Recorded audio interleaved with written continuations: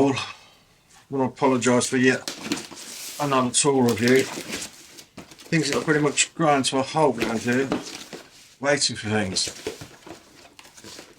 I've had to wait 2 months for parts for sanders, and now 2 months for fucking sandpaper, which has just arrived.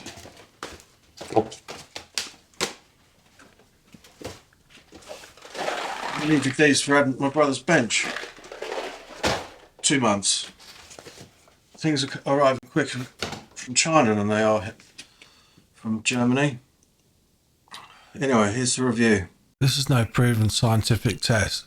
Which of these 3 clamps do you think came out on top that are clamped to these bathroom scales? I'll show the answer to that in a minute, but have a look at them first. See how closely they resemble each other. The red clamp on the right closely resembles the Bessie clamps, colour-wise. Parts-wise, pretty similar to the Festool, but as far as I know, the Festool clamp to the left is made by Bessie. For every one Festool clamp you buy, it costs $40 or $45. To the left, buy 2 of them for less money than that. I mean, what the fuck? There's really nothing in it. The red clamp to the right, it's got a screw in it. Someone's taken the time to actually put a screw through it so they can get that screw in. The trigger on the red is slightly smaller than the Festool clamp. Thankfully, they both have plastic covers on the clamping head. As you can see, the Festool clamp has less teeth. That results in less clamping pressure. Nonetheless, you shouldn't need that much clamping pressure anyway if you've got everything right. There's just so little in it.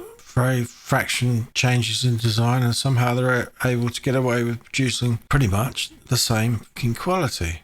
If you don't understand ratchet clamps, this is one used for them. Designed for an MFT table, multifunction table. You can clamp sharpening jigs down and sharpen away. You can clamp all sorts of things down, just like any clamp, except these are made to go through 20mm holes, dog holes. Their first and foremost reason is for clamping down tracks, your track saw. Just for shits and giggles, the Festool one, let's call that 65mm.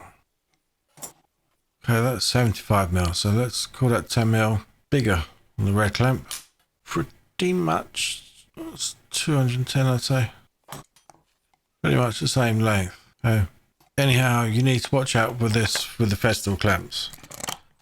With a track or without a track, if that piece is butted up to that corner, it does mar the wood. So back off the clamp like 5mm and that won't happen with the Festool ones. But wait, so I thought I'd try this out with the red clamps. Couldn't believe this. Didn't make a single indentation. That's the original from the Festool one. You can see I clamped to the right or left of that, whatever it is, after turning it over. No marring whatsoever. I think that's because how the metal was bent. With the Festool clamp, it's a pretty round curve, which that's not great, is it? For a 90-degree corner that's going to clamp to.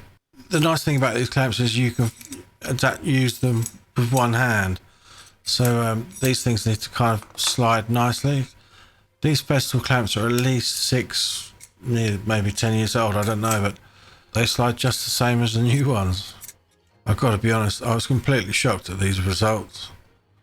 Okay, let's call that 93 kilograms. A Festool clamp. Hang on, what? What? 82? Right, okay, what about the red clamps? Green car and the red clamp had the race. Oh my god. 102 kilograms? Mad. I want more of them, that's for sure.